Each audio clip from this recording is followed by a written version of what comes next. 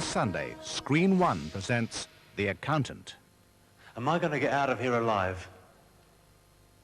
Lionel, where the hell are you? I've been worried sick. Marsha, I've only got 30 seconds. I'm all right. I can't get home tonight. Something's come up. What do you mean? I'm all right. I've paid the caterers. Alfred Molina stars in The Accountant. Screen 1 this Sunday at 9:05. Now on One, we open another mixed bag of your points of view.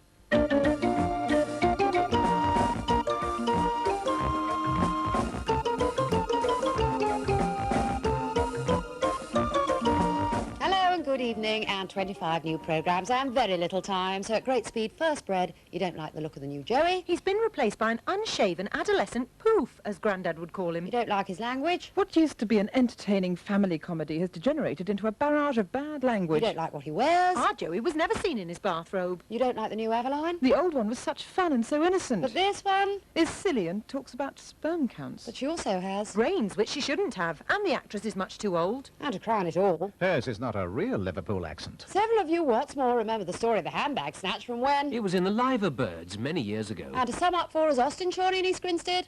What a pity the new bread has so suddenly gone stale. Right, must press on. Casualty is back, for which you say, Wonderful. etc., etc. But Where is Cuba? And how has Nurse Duffy achieved such a meteoric rise to sister in the space of a week? Cuba left Simon Crosswaite, and who shall blame him, the way they shouted at him? And don't be churlish about Duffy. She probably got the job because she was the only one who knew the answers to these questions. What is a PV hemorrhage? And I'd really like to know where the mysterious VF is, which patients go into and seldom return. Right, Mrs. Moran, PV is pervaginal, bet you're glad you asked, and VF is ventricular fibrillation. Mind you, it's a surprise anyone survives the Holby treatment.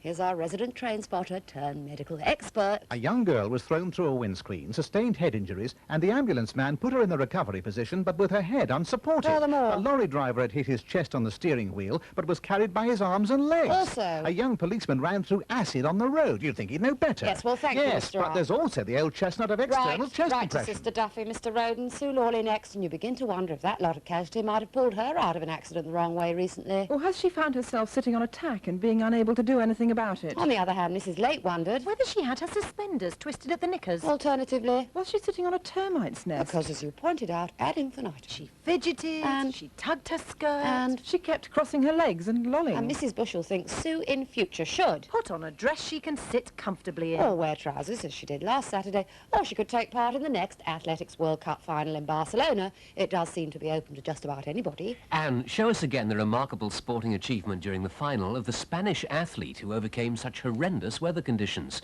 We truly appreciated his grace and balance. We'll have to be quick, Mr. Stevens. Here is the one-time unknown hero who is rapidly becoming a very well-known hero through this clip.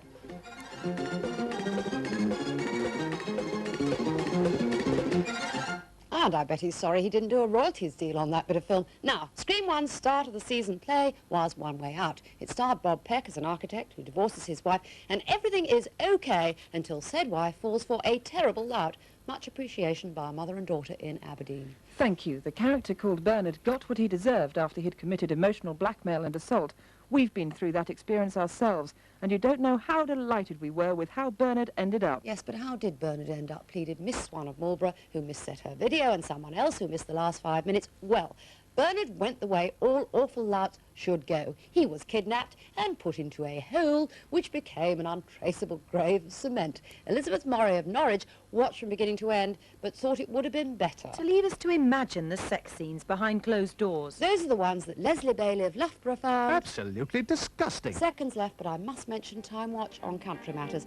Mountains of Post, hear this music, Schubert's String Quartet in D minor, very nice in its place, which was not, hundreds of you insisted, during Time Watch. Tell them, Valerie Morgan. Why can't them upstairs realise the vast majority of us don't want music with everything? On the other hand, Country and Western fans got a mere 30-minute programme and only a paltry few minutes of the great boxcar Willie. Willie coming up, Ruth Thompson, but a last word on those nude scenes in Playbus from Mrs. Ayton. Please don't forget that some of us watching don't think bare bums are weird. And that's all for this week. Now here's the boxcar Willie, he's always had his fun. But with legs shine him dead, his hobo days are done. Oh, lay that pistol down, babe, lay that pistol down.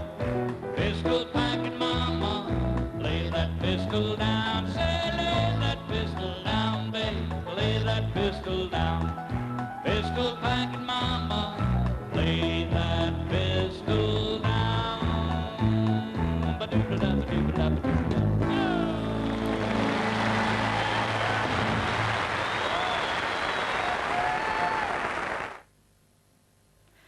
MASH medics are suffering from a loss of their usual good humour as Christmas approaches and home is far away. That's on Too Shortly, followed at 9:25 by this week's Screenplay, A Small Mourning. It's a black comedy that won the 1988 Radio Times Playwright Award, and it's the tale of a new widow swept off her feet by a jolly publican. Here on BBC One, in half an hour, we catch a glimpse of one of the more unusual Western imports under Soviet perestroika, with the inside story of the country's first beauty contest and the hopes, dreams and disillusionment of trying to become Miss USSR. Now, here's Michael Burke with the news on BBC One at 9 o'clock. President Gorbachev tonight sacked a quarter of the Soviet Union's ruling Politburo. He's dropped 3 full members to clear the way for more reforms. And Pan Am is fined more than £500,000 for security violations in the wake of the Lockerbie bombing.